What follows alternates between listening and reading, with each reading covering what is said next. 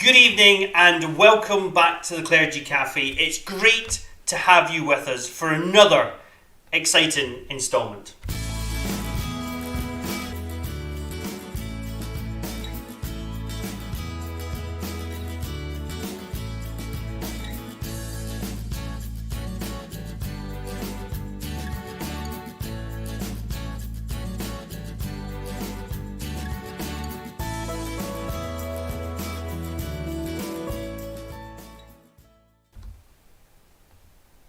Well, it's hard to believe another week has gone. Thank you to all of you that joined us a couple of weeks ago. I'm aware that the Clergy Café is a bit sporadic at the moment and we're a little bit all over the place. But thank you for keeping up with us and thank you for joining us tonight. As I'm sure you're very aware, we were at Explore last week. So it's great to be back with you tonight. And yet again, it's another really exciting episode of the Clergy Café tonight with the Christian Brothers. But I'm going to begin where we always begin and welcome in Father Chris. Hiya, how are we doing? I'm not so bad. Yourself? Yes, very well, thank you. So again, I feel like I repeat myself most weeks, but it's hard to believe we're still here and we're back again. I know. So we're obviously now fast approaching Easter, and I know over the last few weeks you've been quite busy with some of the different liturgy stuff and the stuff that's changing, and it's not going to be quite as different as it was last year, is it? No, thank God, because we can be together in church this year. But to make sure everyone stays COVID safe, we've got to sort of make a few adaptations to the way we celebrate, just to keep everybody at a distance and safe and things. But thank God, as I say, we'll be there together in church. It's amazing how words like COVID safe and social distance have just become the norm. Yeah, new language for us. Definitely. But it is good to hear that there are going to be congregations back in churches this year. It's not going to be it was strange for me sitting watching it. It must have been even more strange for you stood there in empty churches. It was probably the most bizarre thing ever in my priesthood, really, to be there on your own behind the altar for Easter was just very strange. But this year will be different, and we're going to do a bit of an introduction in a couple of weeks' time, aren't we? Just to give everybody a flavour of what's going to happen. We are, yeah. It'd be good just to give people an idea what to expect. So, as always, Father Chris, it's great to have you with us, and we will be back to you later on. That's great.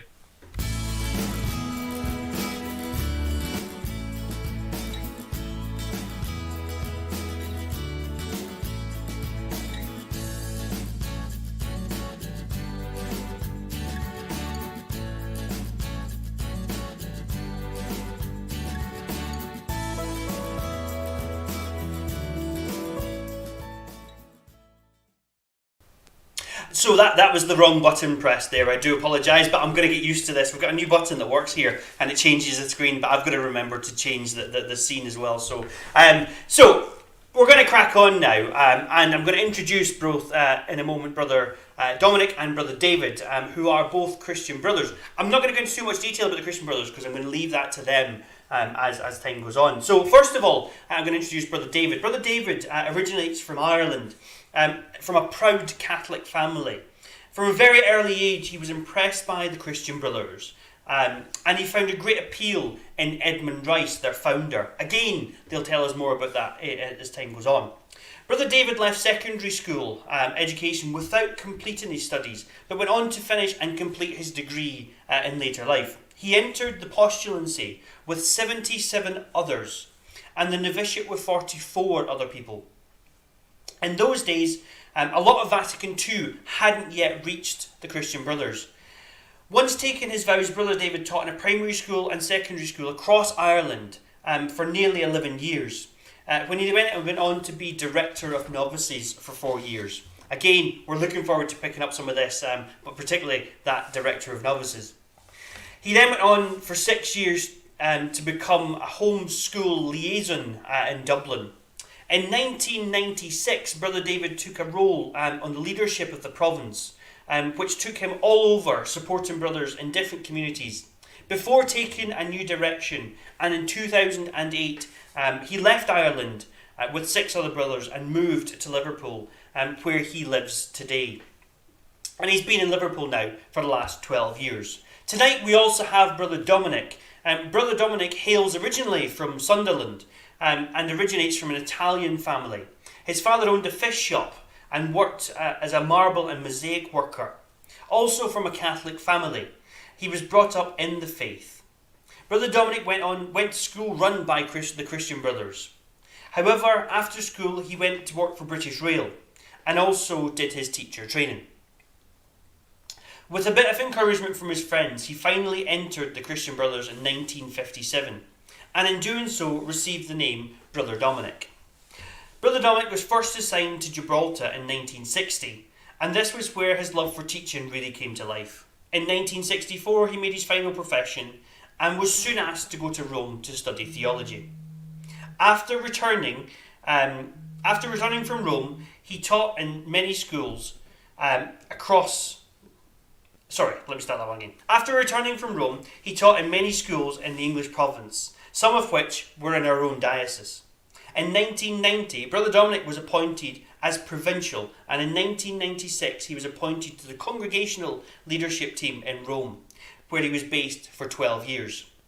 On returning to England in 2008, Brother Dominic was soon whisked off to Cape Town and then off to Zambia, where he was involved in formation. In 2013, Brother Dominic, ever hopeful of retirement, was asked to take on part of the European leadership team. But in 2020, he finally got his wish and he retired to Liverpool, where he now lives. So, I'm just going to welcome in both Brother Dominic and Brother David now to the Clergy Café. Gentlemen, apologies, Brother Dominic, for that slight interruption in my grand phone just as I was midway through your introduction there, so I'm going to have to phone my grand back later on. But gentlemen, it's great to have you with us tonight, and I look forward to hearing some of your story. There's certainly a lot there to talk about, and one of the things that I'm prone for in the Clergy Café is going on a bit, so we might find some more questions as we go. But thank you very much for joining us tonight. Brother David, I'm going to start with you if that's all right. And I suppose the obvious question to ask is, can you tell us a little bit about the Christian Brothers? Sure. Thanks, Sandy, for that introduction. We were founded in 1802, back in the early part of the 19th century, and at the time, Ireland was under the British rule, so Protestants were the main. There used to be a lot of proselytizing with the children at the time to win them over for Protestantism. So Edmund Rice saw that need, and in 1802 he founded a school. There was no education for boys, So, and this Presentation Sisters had already opened up some years before that for the girls. So only if you're well educated could you receive an education. So Edmund saw the need for education for young boys, and so he gathered a number of people around him, and it was set up in Waterford in Mount Sion, when some of you, our listeners, may be familiar with. And before very long, over the next 4 or 5, 6, 10 years, he had 4 or 5 communities established. Carrick-on-Shue was a second, then on to Dungarvan, and then on to Thurles and Limerick.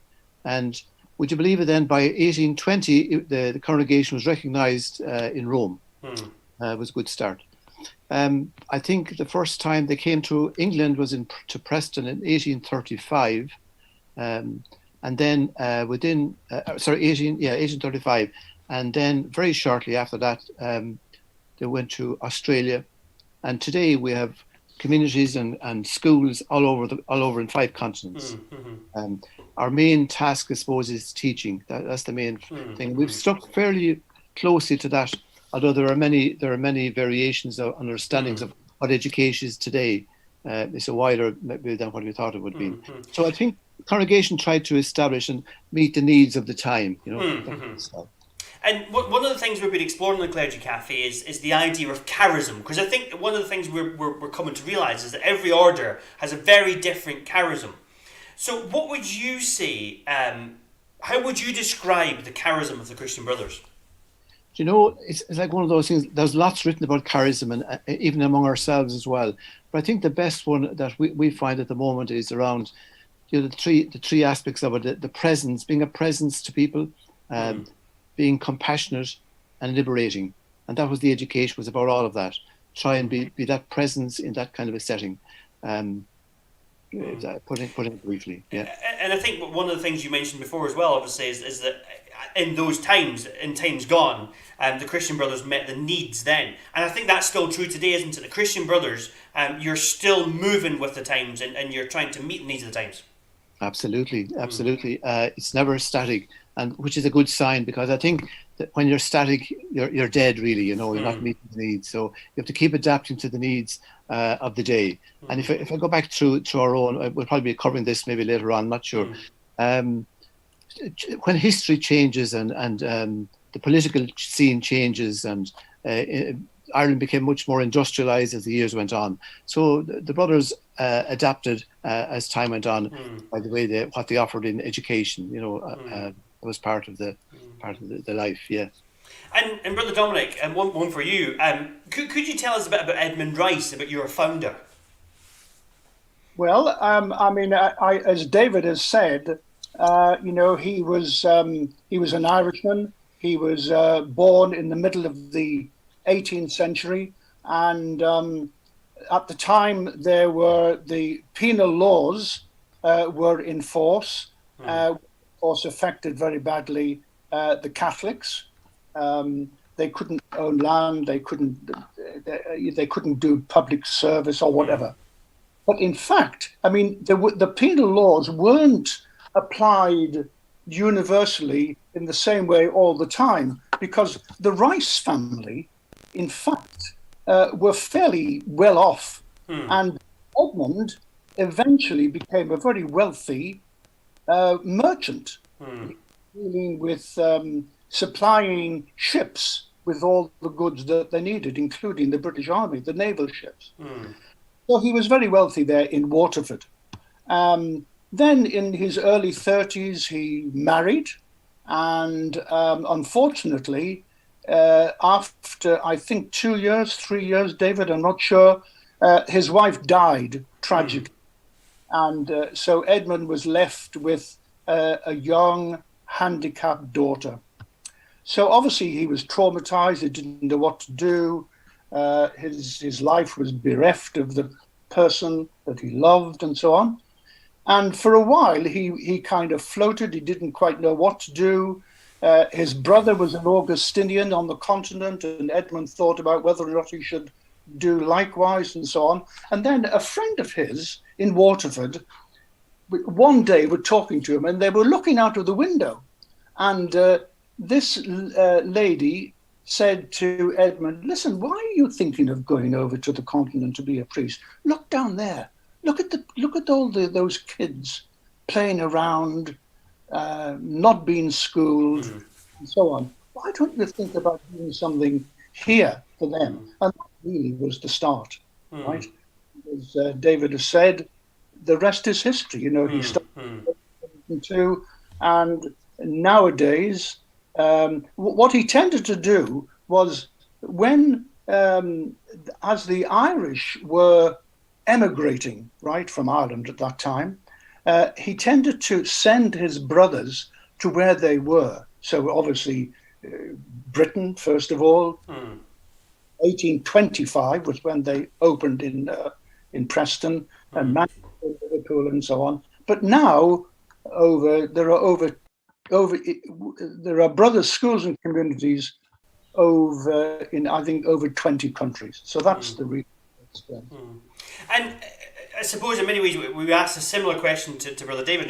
This might be testing the two of you. How would you, Brother Dominic, describe the spirituality of the Christian Brothers? Right, spirituality, I would sum it up in 2 words, basically: love and service. Love of God, love of the neighbor, serving God, serving the neighbor. And today we speak a lot about our spirituality is really heart-centered. By that I mean that it is centered in the heart more than in the head. Now, I might say that, for a teacher, as we are, that's rather strange. The IQ, the intelligent quota, is important for us, right? We try and develop that amongst our students. But HQ, the heart quotient, is also very important. And I think we also try and develop that also with our students and with each other. So I say that, there's a lovely story, a lovely phrase written by a French author, Saint-Exupéry, and he wrote that lovely story, The Little Prince. And there's a character in The Little Prince, the fox. And at one stage he says, "What? Only with the heart can you see rightly. What is essential is invisible to the eye. Only with the heart can you see rightly." And that's really, I think that would kind of sum up our spirituality.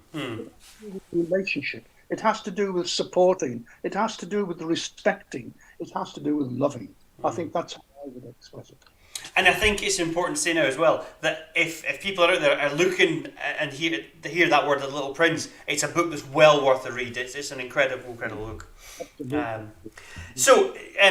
I think clearly from your introductions that you've both been heavily involved in the development and the movement forward of the Christian Brothers.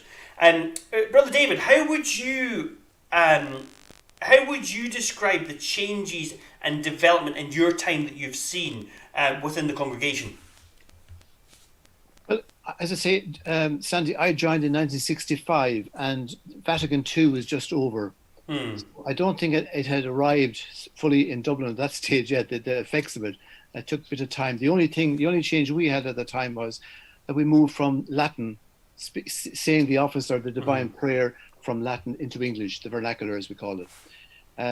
I think I joined the congregation that was pretty rigid, and maybe I believe it was even more rigid before that, strict, a lot of emphasis on rules and regulations, and even the boss or the community leader was called the superior. I mean, that in itself gave a message of, superiority or whatever you might like to call it.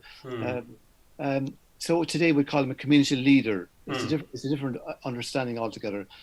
Today we would probably be much more consultative in our approach.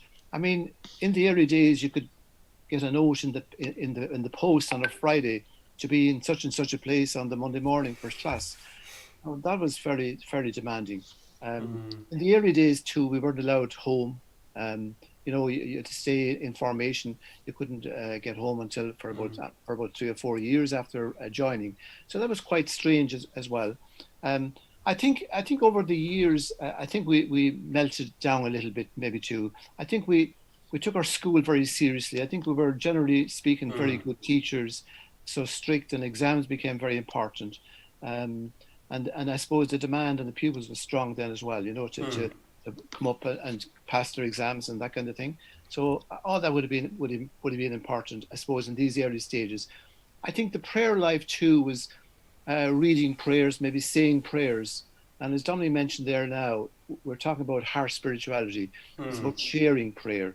It's about having a variety in our prayer life as well, and finding God in other ways, not just in the church and in the tabernacle, but in other far more other ways as well, through people and through nature and all of that. So I think there's a great change. I find it's very liberating for me to live as a brother now in 2021 than it was whatever it is 50 something years ago.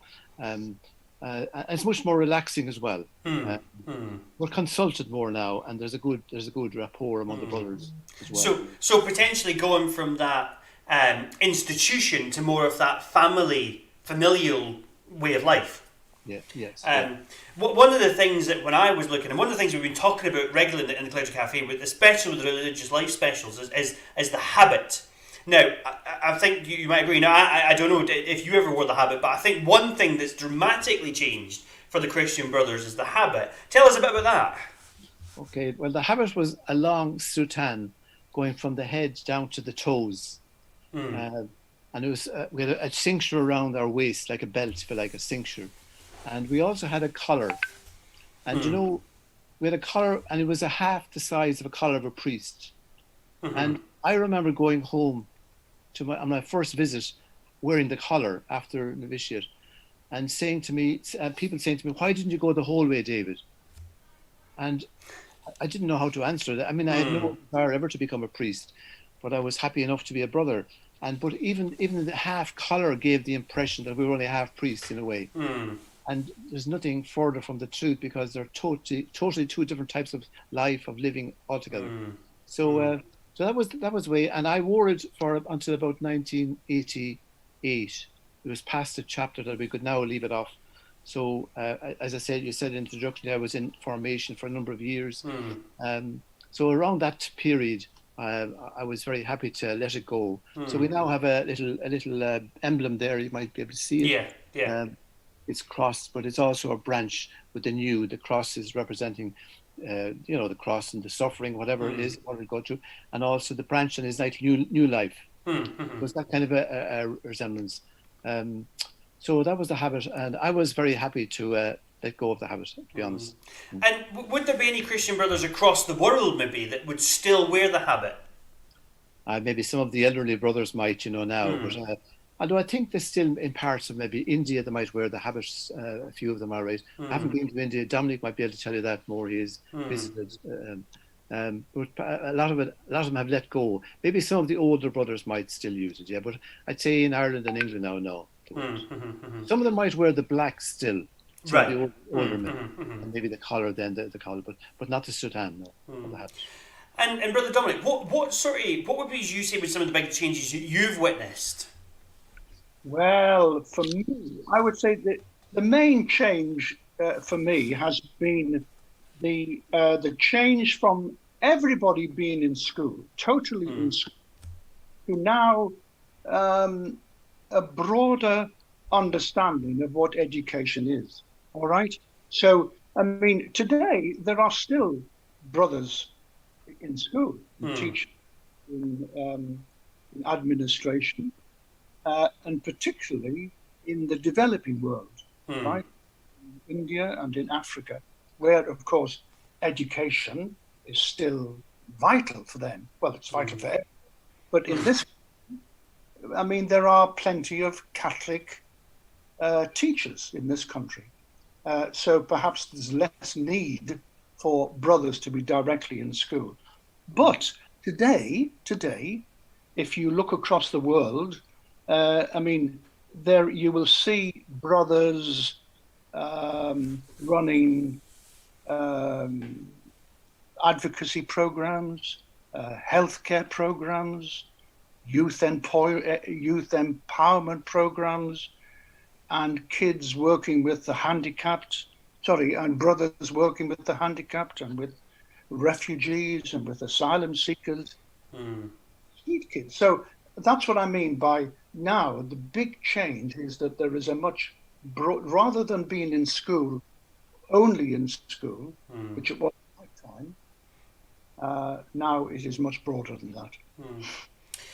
And I suppose one of the things that we're also talking in these religious life special is the vows. And so, Brother David, can you just tell us about the vows? And am I correct in thinking that the Christian brothers take the three evangelical councils like most orders? Yeah, that's true. We take three vows. We take the vow of chastity, which I like to call the vow of love. The vow of obedience is the vow to serve people, or to obey. In the old days, and the vow to poverty was to share. They're the three vows. So we take those still. We take for the first maybe 5 or 6 years. We take what you call annual vows. You take it for a year, and then you renew them once a year. And then when you come to what we call final profession, usually it depends on the time you join, but usually about maybe wait of 10 years after you join, you take your final vows. And that's kind of a commitment for life. But as we all know, you make a commitment, but it's an ongoing basis. You have to renew your vows, like a marriage, like any walk of life. You have to keep renewing yourself and be fresh and take, like we often do courses, maybe, you know what I mean, renewal course as well. It refreshes things, or retreats, for instance, or whatever, as well. So the vows are an important part of it's a sign of a commitment, I suppose, And they're made publicly as well, like, as an outward sign. And it's interesting you say that about that. It's almost like a choice. It's almost like a daily choice. That yes, okay, you take these final vows after 10 years, but actually you've got to choose every day to follow God. Absolutely. Absolutely. So, Brother Dominic, what would you say, and I don't know if this might sound a bit like a competition, but we'll come to the competition later on, and what would you say makes the Christian Brothers stand out over and above other religious congregations? Stand out. Well, I suppose you mean, what in what way are the Christian Brothers different, or in what way are the Christians distinct? I'd say, the first thing I would point out is that, look, we are all brothers. We're all brothers. There's no thing as a Christian brother priest, for instance, right? We're all brothers. And that very term, brother, I think for us is, it's a verb as well as a noun. We brother each other. We brother each other. And we, in other words, we kind of, we care for each other, we look after each other, we look out for each other, and particularly not only ourselves, but the people that we serve and work with as well. So that particularly those who are in need and those who are suffering in any way. And actually, the other thing is that I think that in a Christian Brothers school, in an Edmund Rice school, you can actually see the way in which the students are taught to brother as well. And so they're encouraged to join in school outreach in various ways, not only in this country, in their own area. So the St. Anselm's in Birkenhead, they obviously do a lot of work in that area as well. But there are students from our schools that go abroad, that go to Africa, that go to India, and that is another way in which they brother other people. And Edmund Rice camps that they run for kids who are from needy homes, perhaps during the summer, and the leaders from our schools brother in that way as well. So I would say that, I think that's what makes us kind of distinctive in that way, brother. It's interesting there you say as well about how there's not such a thing as a Christian brother priest, because I think in some congregations, now correct me if I'm wrong, but there is this pull between the priestly vocation and the brother vocation in one congregation. Would you agree with that? That's true. I mean, there are congregations where there are priests and brothers. Right? There are Jesuit priests and there are Jesuit brothers. There are Franciscan priests and Franciscan brothers and so on. In quite a number of congregations like that. We aren't. Ourselves, the De La Salles, the Maris and so on, only brothers, right? So, I could have, when I was a young boy, like many Catholic boys, I thought about the possibility of being a priest, right? But eventually I chose not to be a priest. But I did. I could have, if they'd accepted me, of course. But I chose to be a brother. Because I wanted to be a teacher, but because that is the way in which I best felt that God was calling me to serve that way. And I do think there's a great value in that vocation of the brother. And I think it's one of those vocations that's not really publicised very well. And I totally agree with you that I think that's why orders like yourself are so important. Brother David, what was it that first attracted you to the Christian Brothers? And tell us a bit about your vocation in that as well. Okay. When I was in national school, it wasn't a brother's school, national school, a brother used to come around called a postulator. If you like, he was trying to encourage vocations to the brotherhood. So he used to come around once a year. So I heard his talk and I was impressed by it. And he used to give us a little note to write down at the bottom of the page, write down a note if you're interested or not. If you're interested, sign a document, sign a little note, and then hand it up. Now, I was interested, but there was no way I was going to hand up a note in front of my friends in class. And then I went to secondary school, to the Brothers' School in Templemore in Tipperary. And I spent 3 years there. And that same brother was giving a talk each time. He was on the same job, if you like, and come around to that part. So he gave a talk each time, and a similar talk. And each time he got a little note. And each time, no, I didn't write anything down. And but yet, inside in my own heart, there was a pull. Now, why was that pull? Well, later he told a story about Edmund Rice, you see, and that was one of the things that attracted me. He told a story about Edmund Rice was a very rich man, as Dominic has mentioned already, and he sold his property, and he put it into education for poor boys. But then he did an amazing thing. He set up a tailor shop and a bakery, so that to honour the dignity and respect the children, so they wouldn't feel out of place or ragged. Now, for a man to do that and spend all his bit into that, that really impressed me as a kid. So that went on then, that talk, and he gave the same talk more or less every year. And he was friendly. And the brothers in Templemore were friendly as well. They were warm-hearted. Most of them are good teachers, not all. There was one fellow who wasn't great, but he was a good-hearted man. And he had a personal interest in his students. So he impressed me always. But they were always having a bit of fun and a bit of laughter among themselves as well. And that impressed me greatly. So when I left school, I worked with my dad at home on a farm for 2 years. And, I was coming up to 17, 18, that age group. And I was thinking, wow, going to dances and things of that nature, and, becoming interested more in the girl friends and that. And this was still inside in me, wondering, what am I going to do? And do I get into a relationship now, or do I try out the brotherhood? So I took the courage in my hands. I took a risk, really. And I wrote away to the postulator, because I still had his name. I still had the person's name. I didn't even have to look up the address. It was ringing my. So in a way, God was talking to me through that period, I presume. That's the way I saw it anyway. So I wrote away on the 1st of August, got a reply on the 15th of August accepting me, telling me that the parish priest had now had recommended me, which I was astounded to hear, up to the parish priest behind my back. And the community, the headmaster, the brother in Templemore as well, both of them would recommend me. So that was the beginning of my vocation, and I hadn't even thought about becoming a teacher. It wasn't even in my mindset. Yet when you went along, you went into the formation period and all that, history moved on, and I did become a teacher, and I was very happy teaching. But that was the beginning of my vocation, we say, as a brother. So you never know what life is in store for you. And it's amazing as well that they'd gone to the parish priest and the headmaster as well, and boom, there you go, you're in.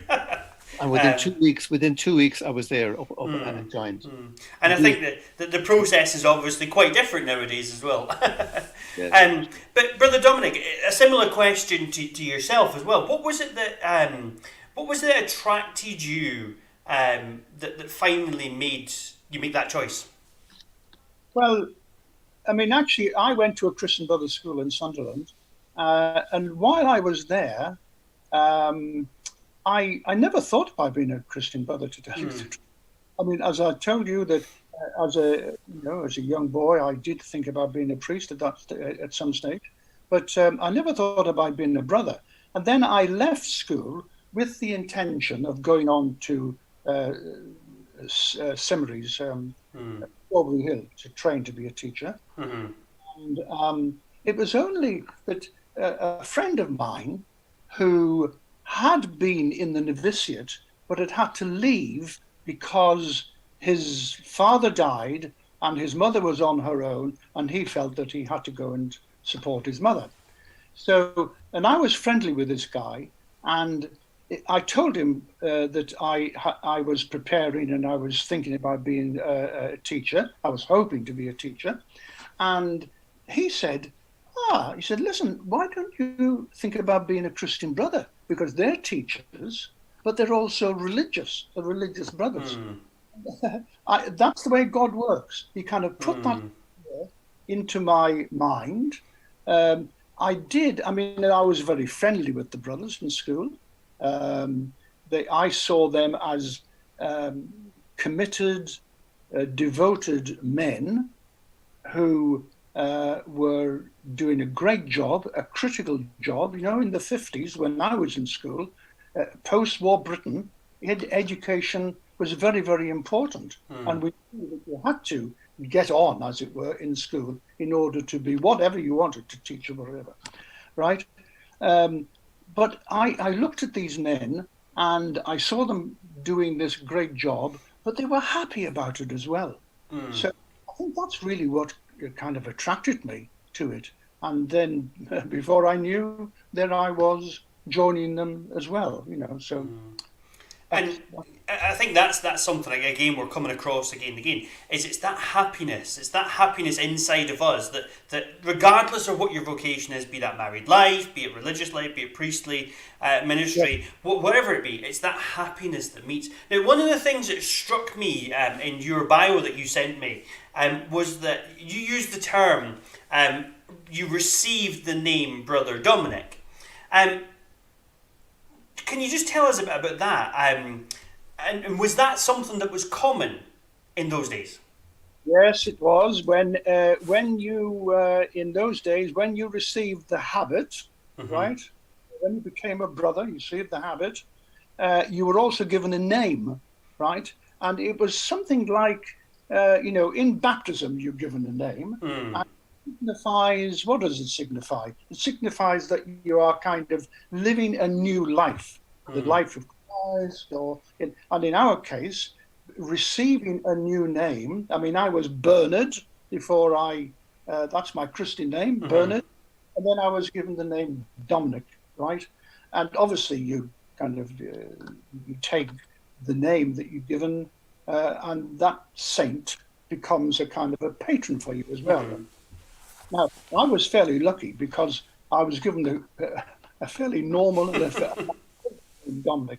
You could be unlucky and you could get a really awful name. I don't know how. Paphnutius. There was a brother Paphnutius. I won't. Yeah. So, I mean, I was fairly lucky for that. I think that's the reason why. It's that I was starting something new and devoting myself to a new way of life, which was the way.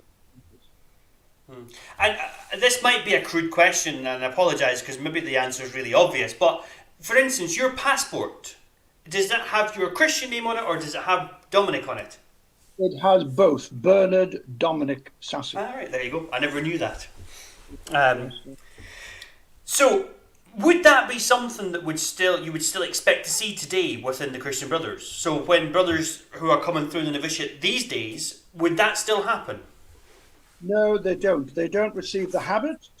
Well, sorry, I'm talking now about in this country, in most countries. Actually, in India, they still receive the habit, I think. They don't receive the habit now, and they don't get another name. Right. Now, don't ask me the reason why that stopped. Does it mean that they're not living a new life? Of course. Could I come in on that one?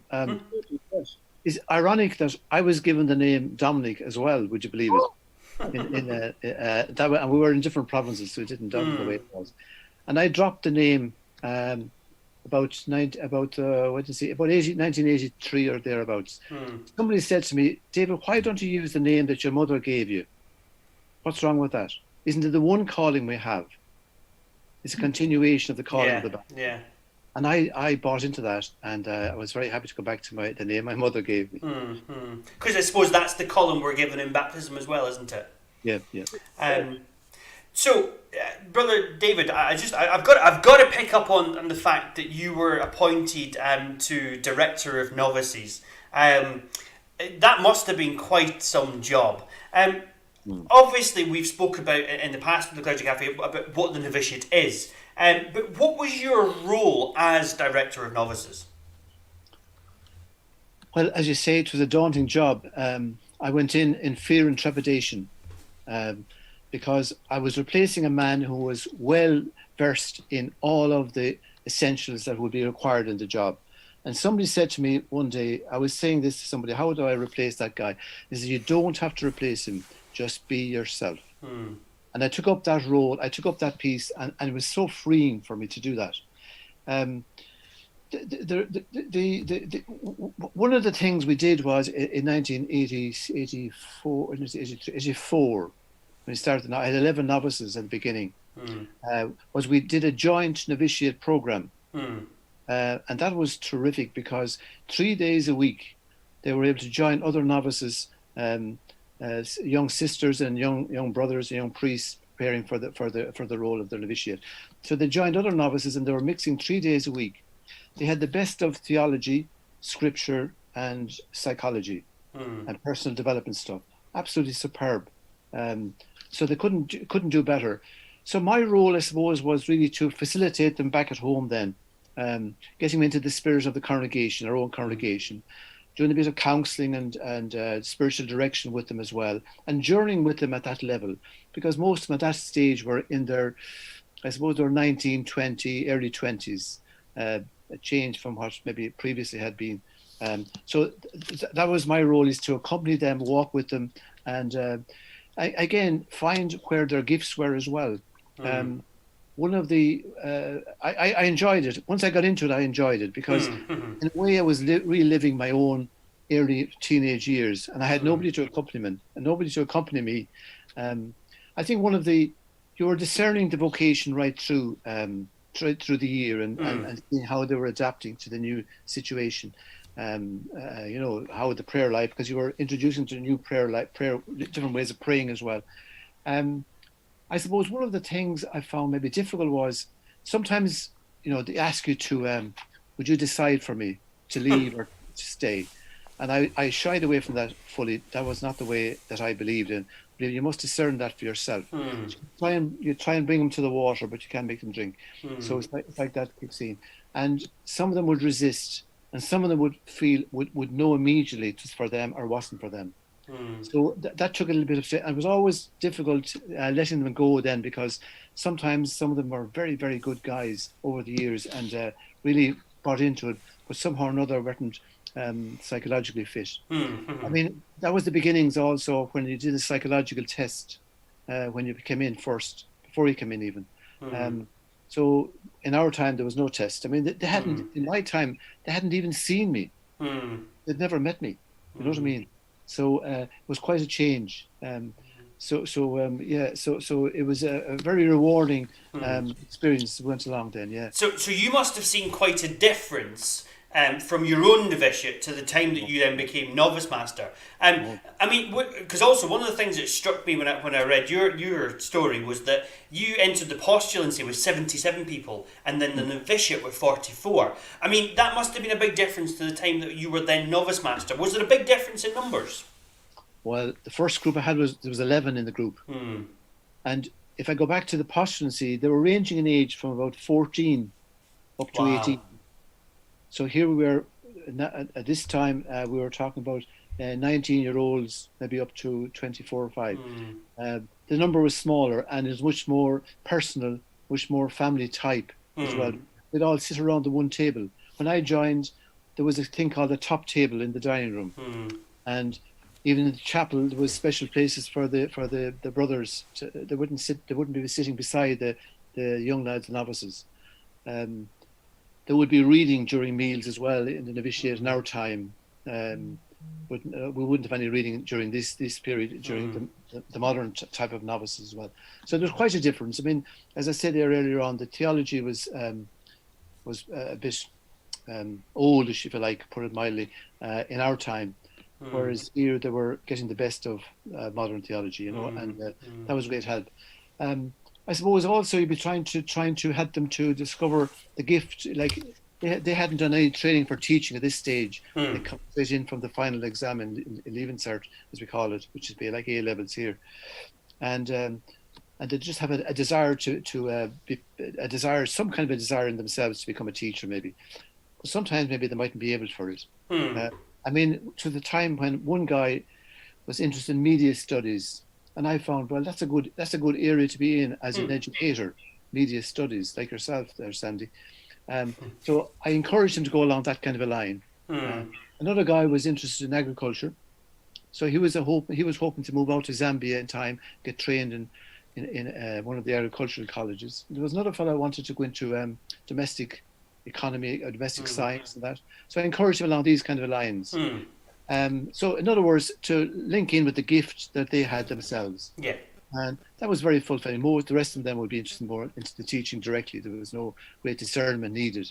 You know, so was nice. It was a challenging kind of a lifestyle, but it was interesting as well because I could see what a change things had. Maybe teaching them how to drive, for instance, during the Visit year as well. I mean, that wouldn't be heard of in our time. We wouldn't even see a tractor or a car or anything else. I mean, for me, it's incredible to hear the changes that religious life has gone through. That novitiate you experienced, the one you were the novice master, and I think that is it's an incredible story as well. Brother Dominic, I just want to jump. In 1990, you were appointed as provincial to the English province. Tell us a bit about the role of the provincial. Well, it is partly administrative and partly pastoral, right? And at that time, when I became provincial, it was a time when we were trying to increase lay participation in our. Just before I came provincial, I had been headmaster, and when I became provincial, one of the first things I had to do was to appoint my successor, a person. And in fact, in the two schools in this diocese, in the Shrewsbury diocese, there's a lay head in St Anselm's, a lay head in St Ambrose in Hale Barnes. So in all our schools now, in fact, there are lay heads, and that was really the beginning. So I was kind of partly involved in that what I would call laicization of the administration in school. Another thing that was kind of took place at that time was a move to. We opened a mission area in West Africa. All the provinces throughout the congregation were encouraged to have a mission area. And we decided, or we chose West Africa. I mean, Sierra Leone, as you probably know, one of the poorest areas in the world, right? And still is, right? Education was, if it was there, it was fairly chronic. And so we decided that we were going to send brothers to teach in Sierra Leone and in Liberia and in the Gambia, which meant, of course, that there were fewer brothers in the schools in England. Some people didn't like, and quite a number of parents were kind of, saying, "Oh, brother, where's Brother Michael gone?" And I said, "Oh, he's going to teach in Sierra Leone." Oh, they couldn't understand that.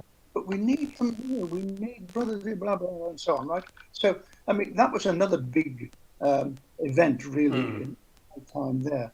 And the last thing I'd point out would be one of the things that I really enjoyed. I mean, I enjoyed being provincial. Don't get me wrong. Sometimes it was a bit difficult, sometimes because there were kind of difficult things to do. But one of the things that I really enjoyed was at that time I was I became a member of the executive committee of the Conference of Religion. And that really took me out of parochial affairs, the brothers only, and I was involved in religious life affairs globally, first of all, in this country, in Wales, and globally as well. So I really enjoyed that. And Brother David, one of the things that's really important to the Christian brothers is community life. Tell us a bit about you did some special training to look at community life and sort of how community life developed over the last maybe few years. Tell us a bit about that. Yeah, there was a move, as Dominic mentioned earlier on, about this heart spirituality and about being more real in our living together. So in the let me see, what was it? In the 2007 or 8, along 2006 or 7, said, well, maybe we need a little bit of training to do this. So we did 6 weeks training piece up in Northern Ireland in Larne. There under with a lady from Canada. She was a professional person, And she based her work on a kind of transaction analysis, which was linking your behavior with your social, how you are socially with people. That we inherit a lot of our problems from our younger days. How maybe because of maybe a very a kind of a strong kind of a parent maybe. Or whatever, and that you're affected by that style out of fear, maybe, or whatever it is, right through your life and all your behavior. So we found that in our community, we didn't know how to handle conflict, for instance. That's an example of it. So we were put through part of the training was to undergo the become real role play, but on real situations. So lady was able to bring us through that. And there were many tears because you were in touch with your real self, your heart self. So it was a great few weeks, and the brothers entered into it fully, and it helped you to get appreciation of where you're coming from, and sometimes not to rush into stuff as well. Sometimes we incline to react rather than maybe respond in situations. You know, a rush of adrenaline would flow through you if you feel annoyed by somebody has said something to you. And it's nothing to do with you at all, not a bit. I came across a great book called The Four Agreements. We used it during that period. And the Four Agreements were written by a guy called Miguel Ruiz. I think it was a Mexican, as far as I remember. Don't make assumptions that you understand the person fully. Yeah. Always do your best. Don't take things personally. And be impeccable with your word. In other words, speak the truth. And we find those absolutely brilliant, so helpful to understanding where another person is coming from. Because a person, when you meet a person and they're talking and you have an argument, and they're saying, "This is my truth," and of course it's their truth, and I could have the opposite opinion, and it's my truth as well. So to understand that kind of interaction between people, so there's a good bit of psychology in it as well, and most of us survived it. You know, I mean, I think a couple didn't manage. It wasn't for them. It was too near the bone, the bone. You know what I mean? So, but it's helped us enormously now here in Liverpool since we came over here, because we came over here very soon after that course. And it's been very helpful now as well in living it out for the last 12 years. It's and different level. I think it's true to be said that as men, it is sometimes harder, or it's seen as you have to have that front. And I think something like that does definitely get inside of us and allow us to share. And I think that's incredible. Because we weren't allowed to express our emotions in these early days. I mean, if I was struggling in school as a young brother, I wouldn't dream of telling anybody about it. Because I'm meant to be strong and you know, have this have it in place. You know what I mean? Not to be showing any sign of weaknesses at all. And I think one of the things we've been going for in the Clergy Café lately is this whole idea that yes, every religious, every priest, every sister, they are people. At the end of the day, we're all human beings, and I think that's something that's so important. And at the end of the day, we're all flawed. So, Brother Dominic, I meant to ask this question on the back of the last question. You were also very quickly elected to the congregational leadership team in Rome. That must have been an incredible experience. What was your role on the congregational leadership team? Well, the role of the central congregation leadership was to, basically it is to preserve and to promote the charism of the founder, which David referred to earlier. So the way we did that was we visited all the communities and schools of the congregation throughout the world. Now, there were 5 of us on the team, so I would have been probably away from Rome, even though I loved Rome, of course. We would have been away from Rome more months than we were there. Simply because I could have been. It meant a lot of flying, a lot of travel. I could have been in 2 or 3 continents in 1 year easily, right?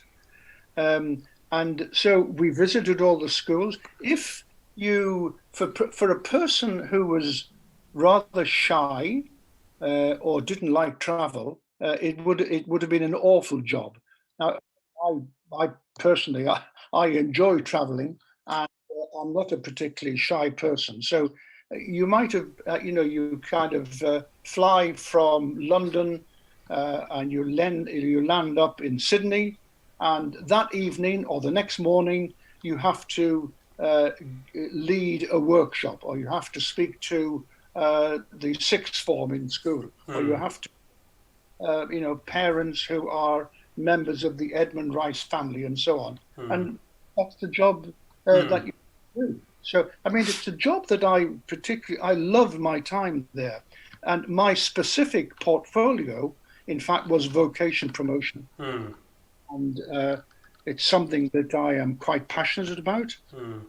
And I just believe that as a follower of Jesus, in the way of Edmund, we have a very compelling story to tell to anybody and anybody, everybody and anybody, about my vocation. And I've done all my life.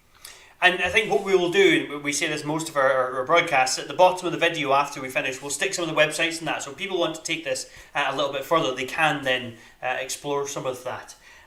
Now, I've got a question to you again, Brother Dominic. Obviously, both you and Brother David have been heavily involved in leadership in both provinces for a long time. Was it ever a challenge to have been so involved in leadership to then just come back into community? Well, I never really found that to be a difficult job because, as I say, I think as brothers, even though you might be in leadership, you are living in a brother's community, right? And I've always found living with brothers, and if it was my job in leadership to go and visit different communities in the country, I've always enjoyed that and so on. So I've always felt that the brothers liked to see leaders visiting them.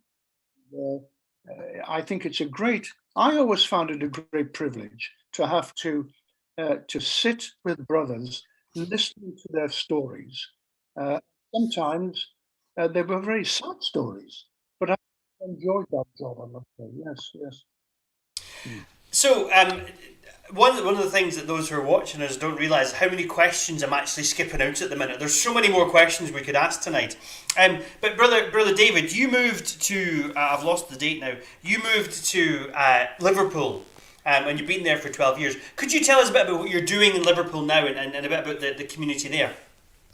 Yeah, when we came here first in 2008, we were advised not to get involved in anything much apart from just keeping your eyes open, your ears open, and live community as we had trained to live it. We invited in and quite a number of people, maybe about 16 people during that first year from different walks of life into our community, just talking about what they were involved in. We'd have heard from different people, and maybe we've gone out to other people as well. And then gradually, I think after the first year, I heard about the refugees here in Asylum Link in Merseyside.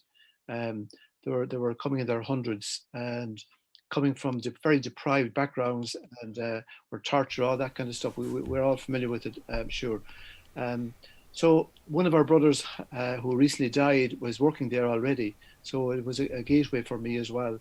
And I've been there now for the last 11 years, and there's nothing that gives me more energy and life than working with these refugees. I teach them English.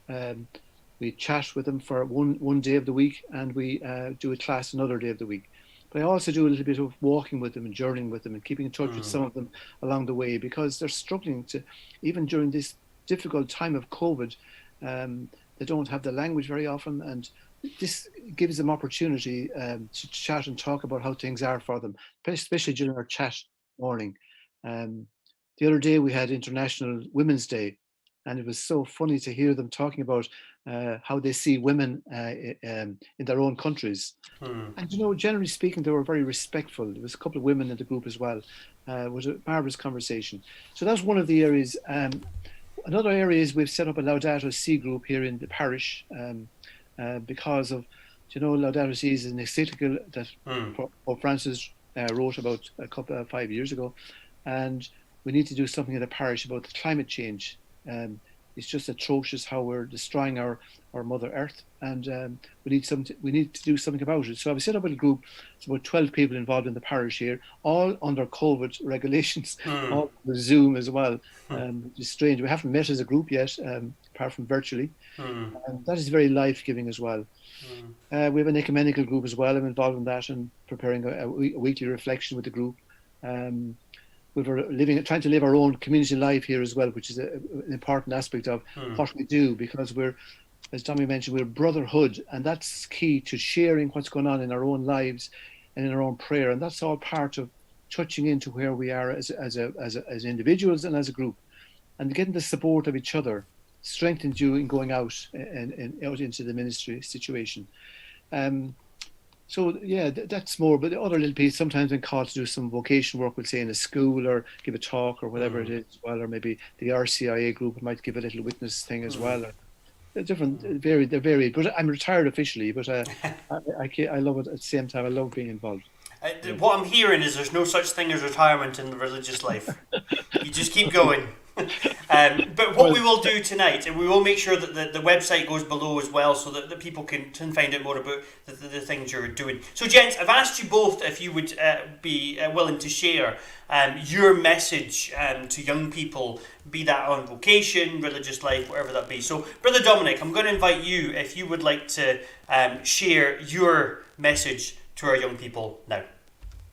Right. Well, I think what I would say is that, look, you're at a stage where you are thinking about your future. You're trying to discern your future, right? And it may be that you will feel called to be a doctor, a teacher, a farm worker, or whatever, right? My plea to you really is, you know, as a young Catholic, it may also be that you get a thought, it might be just a fleeting thought, about being a priest or a brother or a religious sister, right? So my plea to you would be, don't just dismiss that out of hand. Listen to it carefully, right? Is God calling you, do you think? So don't just dismiss it, pray about it, ask for advice from people. And then if it turns out that God is calling you to be a doctor, whatever, that's fine, right? That is God's call for you. But it could well be that you may be called to be a priest or a religious. I would also, I think, say to them this. I would recall there's a visit of Pope Benedict XVI when he came to this country. I think it was 2010 or something. And this is something that he said. He said, look, I hope that among the people who are listening to me, right, because he'd met various groups, and young people was one group that he met. He said, I hope there are some of you listening to me who are going to be the saints of the 21st century. Ooh, to be saints, right? He said, because God wants you to become holy. He wants the best for you. And by far the best thing, he said, for you is to become holy. He said, I'm asking you not to be content with second best. Only God can satisfy the deepest needs of your heart. So, I mean, I would think that if young people listen to that and take it to heart, I think it would be a great message for them. Thank you. Thank you for that, Brother Dominic. And Brother David, same to you, if you'd like to give your message to our young people now. Okay. I would say, be aware of God's unlimited love for you. God loves you to bits, so trust him. I would say, follow your dream in life. and fulfill your potential. And don't be afraid to take risks. And if you can at all, become a volunteer for something or other, some outreach, a charity, so that you can gain first-hand experience and appreciation the plight of others who may be struggling in life. And that would help you to appreciate your own gifts that you have received yourself. Be truly present to others as much as you can when you're speaking to them. I think listen to and take care of the poor and take care of planet Earth as well. And I say, finally, thank God every morning for the gift of a new day. Thank you.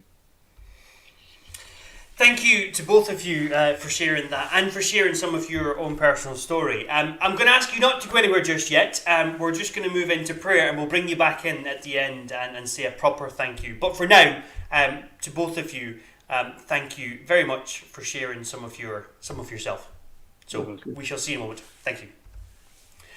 Father Chris, as always, I've gone well over tonight. But I don't know about you, but one of the things that I'm starting to hear through this series is the development, the changes in religious life has seen.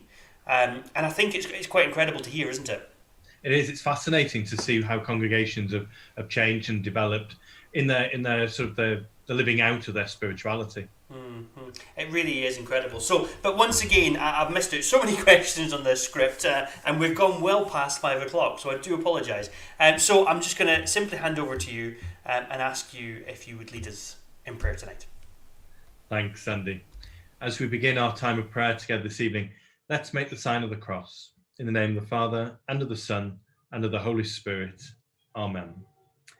As we listen to an extract from St. Matthew's Gospel, let's remember that whenever the Gospel is proclaimed, it's Jesus himself speaking to us.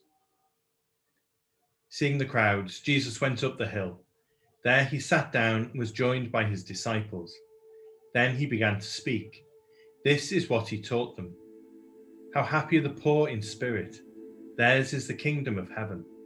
Happy the gentle. They shall have the earth for their heritage. Happy those who mourn. They shall be comforted. Happy those who hunger and thirst for what is right. They shall be satisfied. Happy the merciful. They shall have mercy shown them. Happy the pure in heart. They shall see God. Happy the peacemakers.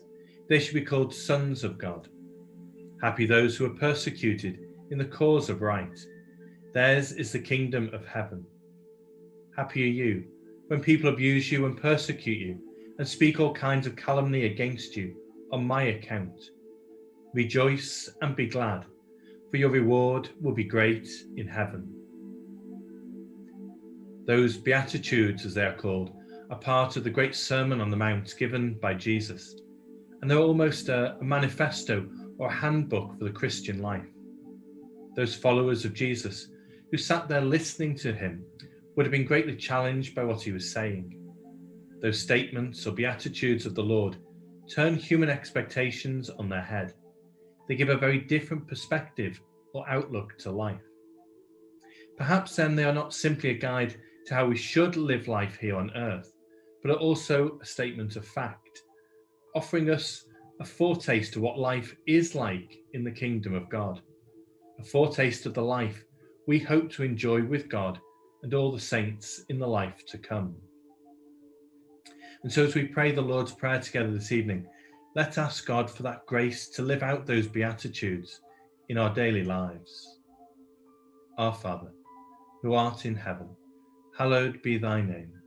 Thy kingdom come, thy will be done on earth as it is in heaven. Give us this day our daily bread, and forgive us our trespasses, as we forgive those who trespass against us. And lead us not into temptation, but deliver us from evil.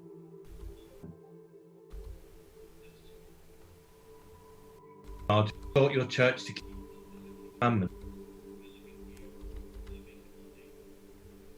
Spirit of peace and grace, so that your entire family may be devoted to you wholeheartedly and serve you in our sisters and brothers. Through Christ our Lord. Amen. The Lord be with you.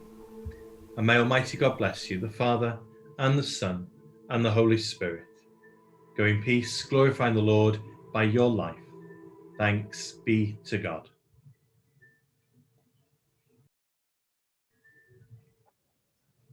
So that brings us to the end of yet again another incredible Clergy Cafe tonight. And it's been incredible to hear again the stories of more of the religious congregations in our country and in our world. It's just incredible. I'm just going to bring everybody back in now. And I'm also going to apologise to Father Chris, because I muted you twice during your prayer, and I do apologise because I pressed the wrong button. So there's a slight blip there, but it was only for a brief couple of seconds because I was trying to move something else. So we're living and we're learning on these new things. But to Brother David and to Brother Dominic, first of all, thank you for saying yes to religious life. It's an incredible witness that you are living, and it's so good to hear of the changes and the developments that you've been involved in through the years. So to both of you, thank you for that. Thank you for saying yes to the Clergy Cafe. I know, Brother David, you got a random email from me to say, would you be interested in this? And you were willing to say yes. So thank you for that. Good luck in all that you're doing in Liverpool as well. We will make sure that we put some of the information below the video tonight, so you can then find the websites, and if you're interested in finding out more, we'll also put the Edmund Rice Twitter feed below us as well, so that we'll definitely push that out as always. But thank you to you both for sharing some of yourselves and some of your personal story with us tonight. To Father Chris, as always, I wouldn't do this without you. I'm not going to say couldn't, but I just wouldn't. So, as always, thanks for those words of wisdom at the end. And apologies, it's gone nearly 15:15, but I can talk, so what can we say? So, gentlemen, to you all, thank you so much for joining us tonight. Thank you. Thank you very much. And as always, it just remains to say thank you to you for watching tonight, or for watching next week, or whenever you are watching. But don't forget, if you haven't already done so, that you can click the subscribe button. The subscribe button lets you know when we go live next time, and if you ring that bell, it does actually give you a notification on your phone to tell you should be watching us. Don't forget to follow us on social media. Next Wednesday there is no Clergy Cafe, because we are live for the second of our Explore evenings. And that's going to be in Runcorn and St Edwards, and Claire and Sophie are going to lead that inside the church. So they're not going outside like me and Tom did last week. They're going to be inside the church, sharing with us some of their thoughts as we explore our survival of this Lent in the wilderness. As always, there is Monday Morning live next Monday at 9:30. There's also a whole host of resources that's gone out on our website as well. So again, that'll go below this video. So do check those out on the website. A resource for each week of Lent. There's also going to be resources coming out for Holy Week. A different resource for each day. That's an activity, a prayer, a challenge, and a little reflection as well. And don't forget, as we approach Holy Week, there will be a whole host of live streams there, and some coming from across the diocese, sharing with us the journey of Jesus into Holy Week. So, once again, thank you for joining us, and we look forward to seeing you in the Clergy Cafe in 2 weeks' time. Have a great week now.